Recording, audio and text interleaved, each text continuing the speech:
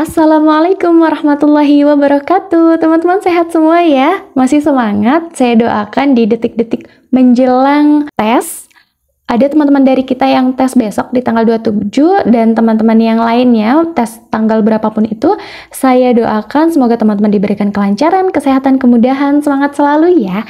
Nah, kemarin kita ada PR nih 2 soal. Gimana teman-teman? PR-nya sudah dikerjakan? Saya ucapkan selamat datang untuk teman-teman yang baru bergabung. Saya reminding untuk teman-teman yang baru bergabung dan yang sudah-sudah, siapa tahu lupa. Kalau kita mau bahas soal, teman-teman boleh pause dulu videonya. Nanti kita akan bahas bareng, kita cocokkan ya. Kira-kira jawabannya sama nggak? Yuk langsung saja ya, kita bahas soal-soal yang berkaitan dengan TWK, melanjutkan pembahasan kita yang kemarin.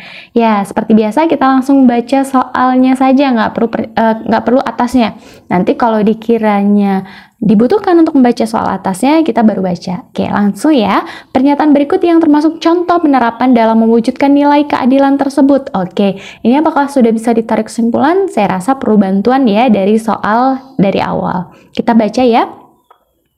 Nilai dasar keadilan yang terkandung dalam Pancasila berarti mewujudkan hubungan antar warga negara Indonesia dengan kesejahteraan, hubungan antar warga negara Indonesia dengan kesejahteraan serta keadilan dalam kehidupan bermasyarakat, berbangsa, dan bernegara.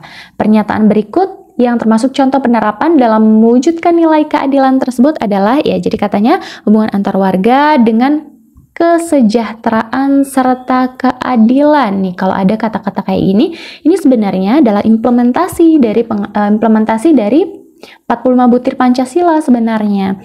Kalau teman-teman masih bingung, nanti boleh di-scroll ya videonya atau diklik di tautan video yang saya cantumkan di kolom deskripsi video ini. Oke, kesejahteraan serta keadilan ini adalah implementasi dari sila ke-5 ya. Dan keadilan sosial. Jadi adil secara sosial. Untuk teman-teman yang masih bingung apa perbedaannya antara adil dan adab dengan adil sosial atau sila kedua dan sila kelima adalah sebenarnya kalau untuk sila kedua itu lebih ditekankan kepada perasaan atau keputusan pribadi ya, atau sisi kemanusiaan pribadi gitu kurang lebih ya dari setiap masing-masing individu, karena itu merupakan rasa adil dan adab. Tapi kalau sila kelima itu lebih ditekankan kepada sifatnya kenegaraan atau sosial gitu ya, sosial, karena yang ditekankan di kelima adalah keadilan sosial. Artinya itu dapat juga dari tingkat sosial maupun dari negara gitu ya. Oke, jadi yang mengimplementasikan dari nilai kesejahteraan serta keadilan dari hubungan antar warga negara Indonesia adalah apakah A, dalam membuat keputusan harus berdasarkan musyawarah untuk mengambil mufakat. Ini pengamalan sila keberapa nih? Iya, sila keempat ya. Semua yang berkaitan dengan musyawarah, mufakat itu adalah pengamalan dari sila keempat. Oke. Lanjut. Yang B, mengambil sikap kekeluargaan gotong royong, menjalin sikap kekeluargaan gotong royong antar sesama manusia tanpa membedakan suku, bangsa, agama, ras maupun golongan. Oke, ini ada kata-kata kekeluargaan tolong menolong nih. Kekeluargaan tolong menolong. Iya, ini merupakan cara sosial. Dan kemudian ini tanpa membedakan, berarti tanpa membedakan adalah adil. Jadi apakah ini jawabannya? Kita save dulu ya, apakah benar jawabannya ini atau bukan. Tapi ini dapat menjadi pertimbangan. Oke, yang option C, setiap warga negara dituntut untuk meningkatkan taraf hidupnya yang lebih baik dengan berusaha dan bekerja keras. Ini bukan ya. Kemudian tidak membeda-bedakan suku, agama, dan ras dalam pergaulan masyarakat. Ini juga dapat menjadi pertimbangan. Kemudian yang E, saling menghormati kepercayaan orang lain. Ini adalah implementasi dari sila pertama. Jadi apa bedanya antara B dengan D, menjalin sikap kekeluargaan gotong royong antar sesama dan tidak membeda-bedakan suku, agama, ras dalam pergaulan masyarakat?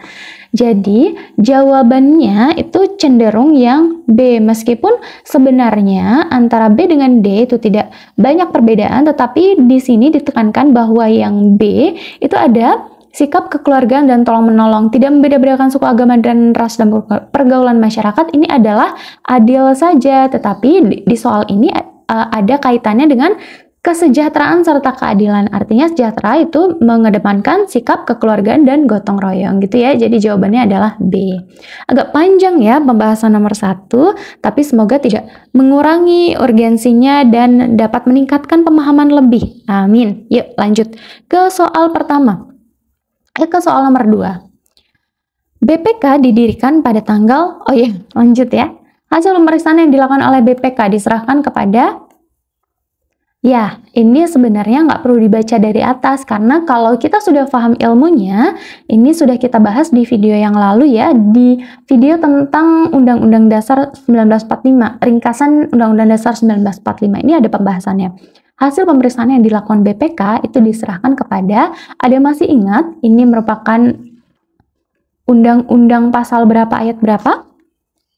Iya, Undang-Undang pasal 23 ayat 2. Di situ dijelaskan bahwa hasil pemeriksaan yang dilakukan oleh BPK itu diserahkan kepada DPR, DPD, dan DPRD. Jadi jawabannya A. Jadi nggak perlu dibaca dari awal, nggak apa-apa, untuk mempersingkat waktu. Karena waktu kita sangat terbatas ketika tes nanti.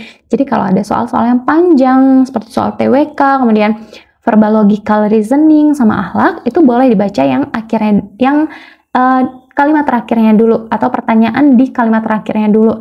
Kira-kira kalau misalnya itu sudah bisa disimpulkan, kita langsung jawab saja. Tapi kalau kiranya perlu bantuan seperti yang tadi soal di atas, soal nomor 1 ini ya, kita perlu baca dari atas. Oke, lanjut ya ke soal berikutnya. Berikut merupakan penerapan sila pohon beringin Pancasila ya. Ini nggak perlu dibaca atasnya, karena kita sudah bisa mengambil kesimpulannya dari soal atau dari kalimat di soal ini ya, dari kalimat terakhir di soal ini maksudnya. Oke, yang pertama adalah menghilangkan politik dinasti dalam pelaksanaan pilkada karena bertentangan dengan semangat demokrasi. Yang mana nih kalau ada demokrasi, musyawarah, mufakat, itu sila ke-4. Kerakyatan yang dipimpin oleh hikmat kebijaksanaan dalam permusyawaratan perwakilan. Berarti implementasinya salah satunya adalah pilkada. Oke, memilih teman secara selektif saat bergaul sesuai dengan harkat, martabat, dan tingkat pendidikan yang setara. Apakah boleh seperti ini? Nggak boleh. Ini bertentangan dengan nilai-nilai Pancasila. Kemudian yang C, bangsa Indonesia merasa dirinya sebagai bagian dari seluruh umat manusia. Ini bukan implementasi dari sila ke-3. Ini merupakan implementasi dari sila keberapa? Sila ke-2. Kalau teman-teman masih bingung, teman-teman boleh buka lagi di rangkuman tentang Pancasila yang ini ya. Jadi bangsa Indonesia merupakan bagian dari seluruh umat manusia, itu adalah implementasi dari sila ke-2. Nih ada bangsa Indonesia bagian dari seluruh umat manusia atau kemanusiaan yang adil dan beradab ya. Kemudian option yang selanjutnya, memelihara ketertiban dunia berdasarkan kemerdekaan abadi dan keadilan sosial. Ini implementasi dari sila keberapa? Iya benar, sila ke-3. Kita cek lagi ya. Mana ya? Oh ini.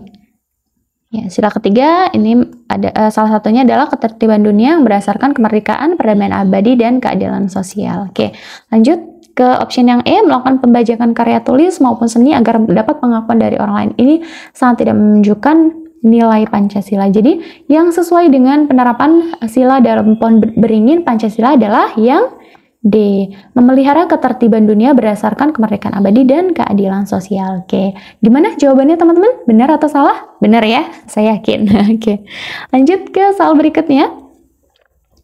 Apabila hal ini kita lihat dari segi kemanusiaan yang terkandung dalam Pancasila, permasalahan yang didasar pada pelanggaran hak dan pengingkaran kewajiban seperti penjelasan di atas adalah, oke, kita baca soalnya, negara Indonesia merupakan negara yang majemuk sebab dianugerahi banyak suku, agama, budaya, serta bahasa daerah yang berbeda. Kemajemukan di Indonesia nampak di masing-masing daerah dengan kebudayaan dan adat istiadat yang berbeda-beda. Kondisi ini seringkali memicu terjadinya pelanggaran hak dan pengingkaran kewajiban yang dilatar belakangi oleh keberagaman budaya serta adat istiadat. Apabila kita lihat dari segi kemanusiaan terkandung dalam nilai Pancasila, permasalahan yang didasarkan pada pelanggaran hak dan pengingkaran kewajiban seperti penjelasan di atas adalah apakah A, keadilan yang diciptakan oleh pemerintah? Tidak ya. Kemudian yang B, sisi religius bangsa Indonesia? Tidak. Kemudian penghormatan terhadap nenek moyang bangsa Indonesia ini juga bukan ya, ini bukan pelanggaran yang berkaitan dengan hak dan pengingkaran kewajiban ya, yang dilatar belakangi oleh keberagaman budaya serta adat istiadat. Oke, yang D, sikap kerukunan antar bangsa, ini bisa menjadi option ya. Kemudian yang E, penghormatan terhadap harkat dan martabat manusia. Iya, jawabannya jelas ini karena ini berkaitan dengan hak dan kewajiban. Kemudian di latar belakangnya adalah keberagaman budaya. Jadi penghormatan terhadap harkat dan martabat manusia itu akan menghilangkan pelanggaran terhadap hak dan pengingkaran kewajiban yang dilatar belakangi oleh keberagaman budaya serta adat istiadat. Oke, lanjut ya ke soal berikutnya. Berikut yang menjadi faktor keberagaman wilayah Indonesia adalah, langsung saja kayaknya bisa nih dijawab. Ya, apakah A, suku yang beragam dan manusia Indonesia yang beragama? Benar, suku yang beragam dan manusia Indonesia ini memang sukunya banyak yang beragam ya. Indonesia ini sukunya memang beragam ya. Kemudian dan agamanya juga banyak gitu. Tetapi apakah ini yang menjadi faktor keberagaman? Ya bukan ya, karena ini merupakan yang option A, ini merupakan keberagaman itu sendiri. Jadi ini bukan merupakan faktornya. Faktornya sebenarnya apa ya? Yaitu sebenarnya adalah letak geografis yang membuat perbedaan antara budaya. Jadi geografis Indonesia itu kan terpisah antara lautan, sehingga budayanya juga berbeda-beda. Sebenarnya ini yang menjadi faktor utama. Tapi kita lihat option yang lain. Manusia Indonesia yang terdiri dari berbagai macam suku bangsa yang membentuk Indonesia. Ini benar, tetapi ini bukan faktor. Ini memang kenyataannya gitu. Kemudian yang D, banyaknya keberagaman kepercayaan dan pengetahuan akan hal spiritual yang menjadi kaya. Ya, ini juga benar, tapi ini juga bukan merupakan faktor. Ini adalah sebuah realita.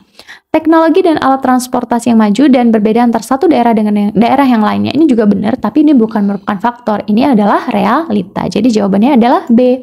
Oke, soal selanjutnya. Jika RUU tersebut disepakati bersama oleh ini sepertinya ada salah ya. Disepakati bersama, namun dalam jangka waktu 30 hari tidak ditandatangani oleh Presiden sejak disetujuinya RUU tersebut, maka, oh iya, ada yang masih ingat nggak? Ini tertuang juga dalam Undang-Undang Dasar 1945 yang kemarin sudah kita bahas bersama. Ini adalah Undang-Undang Nomor 20 tentang DPR ini. Kita lihat ya, kita coba buka materi waktu itu ya. Di sini nggak ada. Iya, di sini. Ini tentang, ya masih tentang DPR. Kelanjutannya pasal 19, ini ada pasal 20. Jadi pasal 19 itu menceritakan tentang DPR sebenarnya. Di pasal 20 juga tentang DPR, tetapi dikhususkan dalam membentuk undang-undang. Jadi sebelum ada undang-undang, bentuk sebelumnya adalah rancangan undang-undang atau RUU. Jadi DPR nanti akan membahas RUU dengan Presiden. Jika tidak disetujui, maka diajukan lagi. Kemudian DPR ini akan mengesahkan RUU jika disetujui menjadi undang-undang. Ini RUU ini tetap disahkan meski tidak ada tanda tangan Presiden jika dalam waktu 30 hari gitu ya, kurang lebih seperti itu ya. Jadi jawaban ini adalah jika dalam waktu 30 hari tidak ditandatangani oleh Presiden, maka RUU tersebut tetap disahkan menjadi undang-undang dan segera diundangkan. Ya, jadi jawabannya adalah A, RUU tidak dapat diusulkan kembali. Bukan ya. RUU tersebut tidak berlaku. Tidak. DPR segera meminta Presiden untuk segera menandatangani RUU juga bukan. Sah menjadi undang-undang dan harus segera diundangkan. Iya benar ya. Kemudian diajukan kembali pada sidang DPR tahun berikutnya. Tidak ya. Jadi perlu diingat bahwa ini tidak ditandatangani Presiden. Tidak ditandatangani oleh Presiden. Tetapi ingat bahwa RUU tersebut telah disepakati bersama dengan Presiden. Cuma memang Presidennya belum tanda tangan aja, tetapi sudah disepakati gitu. Jadi tidak diajukan di sidang berikutnya. Seperti itu ya. Kalau sudah disepakati tapi belum ditandatangani, tetap sah menjadi undang-undang dan harus segera diundangkan. Oke, soal selanjutnya, apabila kita sebagai warga negara ikut nabung saham, termasuk dalam pengamalan sila yang A, sila padi dan kapas, karena dengan nabung kita bisa hidup boros dan rakus di kemudian hari. Waduh, ini bahasanya bukan banget ya. Ya, nggak apa-apa, kita tetap kerjakan, karena ini juga mungkin bisa menjadi pelajaran ya, meskipun bahasanya nggak mungkin seperti ini. Kemudian sila rantai emas, dikarenakan ada sikap kemanusiaan yang perlu kita pertahankan. Tidak ya, karena ini berkaitan dengan nabung. Kemudian yang C, sila padi kapas, sebab ada sikap untuk berperilaku hidup hemat dengan menabung. Ya, ini bisa jadi bahan pertimbangan. Kemudian yang D, sila pohon beringin, sebab ada sikap yang mempersatukan bangsa dengan model nabung saham. Enggak ya, nabung masing-masing ya, tidak mempersatukan bangsa. Kemudian yang E, sila bintang emas, sebab semua sebab berawal dari Tuhan. Sebab awal adalah Tuhan. Kausa prima ini bukan ya, jadi jawabannya adalah sila padi kapas. Oke. Soal selanjutnya, upaya bela negara manakah yang tepat disesuaikan dengan kepribadian bangsa Indonesia? Oke, kita baca soalnya. Kemajuan teknologi merupakan tantangan di depan yang perlu kita songsong bersama. Telekomunikasi yang serba cepat seperti saat ini merupakan tantangan bagi seluruh bangsa Indonesia. Dunia internasional telah menggunakan transaksi non-tunai dalam melakukan transaksi jual-beli. Kedepan kita tentu akan merasakan hal yang sama. Oke. Upaya bela negara manakah yang tepat disesuaikan dengan kepribadian bangsa Indonesia? Apakah A, telekomunikasi kita lakukan dalam rangka kemudahan untuk terus-menerus belanja sebanyak-banyaknya? Jelas bukan ya. Kemudian transaksi uang digital lebih tidak nyaman karena berupa angka yang tidak nyata, takut terjadi penyalahgunaan. Tidak ya. Karena meskipun tidak berupa fisik, tetapi transaksi uang digital tetaplah uang ya. Kemudian kemajuan teknologi berdampingan dengan kemajuan ekonomi. Salah satunya adalah transaksi non-tunai. Kita gunakan namun tidak menyampingkan budaya. Iya, benar sekali ya. Kemudian kita tetap bahas option selanjutnya. Belanja lebih puas dan nyaman dengan komunikasi telekomunikasi. Tambah lagi dengan adanya uang non-tunai yang mana lebih mudah kita pandang karena tidak berupa fisik dan nominal saja. Ya, bisa jadi bahan pertimbangan. Kemudian yang E, tidak cocok dengan bangsa Indonesia. Lebih baik kita kesampingkan dan tetap menggunakan transaksi tunai saja. Perlu diingat ya bahwa negara Indonesia tidak menutup diri dari pengaruh global. Artinya kemajuan pengaruh global yang berkaitan dengan teknologi juga tetap kita buka, tetapi tidak menyampingkan budaya. Oke, jawabannya adalah C. Yang soal selanjutnya, sikap bersatu dalam keberagaman sangat penting karena ya tidak perlu dibaca ya atasnya. Sikap bersatu dalam keberagaman. Sikap bersatu dalam keberagaman itu sangat penting. Karena apakah A, dengan bersatu maka kita bisa menghimpun kekuatan melawan penjajah dan negara manapun bisa mewujudkan cita-cita bangsa, yaitu kesejahteraan umum. Ya, ini benar ya, tapi apakah konteksnya seperti itu? Yang B, dengan bersatu kita bisa menghindari serangan perang dunia dan negara pun bisa mewujudkan cita-cita bangsa ya ini, yakni kesejahteraan umum. Bisa menjadi option, kita lihat ya. Negara bersatu, dengan bersatu maka kita menghimpun kekuatan untuk melawan penjajah dan negara pun bisa memiliki satu kebudayaan bangsanya. Ya, bisa menjadi option juga. Dengan bersatu maka kita bisa hidup harmonis dalam kerukunan, jauh dari konflik dan perpecahan, dan negara pun bisa menghindari konflik internasional. Bukan ini ya konteksnya, bukan konflik. Bukan menghindari konflik internasional maksudnya. Kemudian dengan bersatu maka kita bisa hidup harmonis dalam kerukunan, jauh dari konflik dan perpecahan, dan negara pun bisa mewujudkan cita-cita bangsa, yakni kesejahteraan umum. Ya, bisa menjadi option. Oke, kita bahas lagi bahwa sikap bersatu dalam keberagaman itu sangat penting. Kita baca aja dari atas bahwa Indonesia adalah bangsa yang masyarakatnya majemuk karena memiliki latar belakang yang berbeda-beda. Perbedaan ini bukan hanya pada suku atau etnis saja, melainkan juga pada bahasa, agama dan budaya, adat dan istiadat, dan lain sebagainya. Sikap bersatu dalam keberagaman ini sangat penting. Ya, kita ngomongin kesejahteraan umum. Benar ya, kesejahteraan umum ini benar. Tetapi ini bukan ya untuk melawan penjajah, ini konteksnya bukan itu. Ini benar tapi konteksnya bukan itu. Jadi kita punya 3 option nih, A, B, dan E. Oke. Tetapi yang perlu dicatat dalam soal ini konteksnya itu adalah bukan untuk melawan penjajah, tetapi ini adalah dalam kerukunan. Ini bukan menghindari serangan, bukan. Catatan penting dalam soal ini adalah dalam hal kerukunan, jauh dari konflik dan perpecahan, sehingga negara dapat mewujudkan cita-cita bangsa, yaitu kesejahteraan umum. Jadi jawabannya E ya. Oke, soal selanjutnya. Pada pasal 7 Undang-Undang 1945, Undang-Undang Dasar 1945 hasil amandemen keempat menyatakan bahwa Presiden dan Wakil Presiden memegang jabatan selama 5 tahun dan dapat dipilih kembali dalam jabatan yang sama dalam 1 kali masa jabatan. Apabila ketentuan dasar tersebut tidak diamandemen, maka ya, maksudnya ini karena sudah ngomongin amandemen nih. Ketentuan dasarnya ini kan tidak ada ya sebelum di amandemen itu tidak ada menyatakan bahwa presiden ini hanya memiliki 2 kali gitu ya.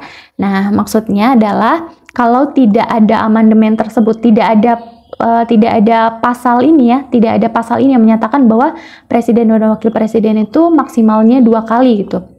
Itu akan terjadi apa? Ya pastinya akan terjadi kekuasaan yang turun-menurun ke anak dan keturunannya ya. Kita lihat ya, option A, sistem pemerintahan Indonesia akan menjadi lebih demokratis. Jelas bukan ya. Adanya pergantian presiden selama kurun waktu 5 tahun sekali, ini bukan. Kekuasaan yang dimiliki presiden akan diteruskan oleh keturunannya. Ya, ini ya jawabannya ya. Adanya kesempatan untuk melakukan penyalahgunaan kewenangan jabatan, ini bukan ya. Kekuasaan eksekutif akan lemah karena sering berganti presiden sebagai lembaga tinggi negara. Jawabannya adalah C ya. Soal selanjutnya, contoh perilaku yang mencerminkan pernyataan tersebut. Ya, kita harus baca nih soalnya. Pasal 29 Undang-Undang Dasar 1945 mengandung ketentuan yang memberikan kebebasan dalam menjalankan ibadah sesuai dengan agama dan kepercayaan masing-masing. Contoh perilaku yang mencerminkan pernyataan tersebut adalah: apakah A memprotes pendirian tempat ibadah agama lain karena dianggap tidak banyak pengikutnya? Jelas bukan. Menjunjung tinggi ajaran agama masing-masing karena ajaran tersebut paling benar dibandingkan dengan yang lain. Ini bukan implementasi dari pasal 29 ya. Berpedoman yang C, berpedoman pada ajaran agama masing-masing sebagai sikap hidup agar tidak menimbulkan dosa. Ini benar, tapi apakah menceritakan apakah konteksnya seperti soal ini? Kemudian yang D, mempelajari ajaran agama masing-masing dengan baik agar tidak timbul kesalahan dalam menjalankannya. Ini juga benar, apakah tapi konteksnya sesuai soal? Yang E, menghormati dan memberikan kesempatan bagi orang lain untuk menjalankan ibadahnya. Jelas jawabannya yang E ya, karena kebebasan menjalankan ibadah sesuai dengan agama dan kepercayaan masing-masing. Jadi pastinya adalah menghormati dan memberikan kesempatan bagi orang lain untuk melaksanakan ibadahnya. Oke, soal selanjutnya, contoh nyata perbuatan intoleransi dapat diartikulasikan dalam kehidupan sehari-hari yang erat kaitannya dengan hubungan sosial masyarakat yang bukan merupakan sikap intoleransi ya. Jadi kalau yang ditanya adalah bukan merupakan sikap intoleransi, berarti yang dimaksud adalah sikap toleransi. Apakah A, menjauhi sikap etnosentrisme dalam bersosialisasi? Benar ya, etnosentrisme ini dari kata etnis ya. Kemudian harus memilih teman dan atasan yang mempunyai satu keyakinan. Jelas bukan. Menghindari bekerja di instansi dan perusahaan yang tidak sesuai dengan ajaran agama. Ini juga bukan ya. Memilih keluar dari lembaga dan instansi yang dipimpin berbeda agama. Ini juga bukan. Memilih untuk bersosialisasi hanya dengan komunitas yang seagama dan sealiran. Ini bukan. Jadi jawaban yang sikap toleran adalah menjauhi sikap etnosentrisme dalam bersosialisasi. Oke, lanjut ke soal berikutnya. Masih mau lanjut apa kita cut dulu, lanjut pertemuan berikutnya aja ya. Terima kasih atas perhatiannya teman-teman. Boleh di screenshot kemudian coba ditebak jawabannya. Terima kasih. Assalamualaikum warahmatullahi wabarakatuh.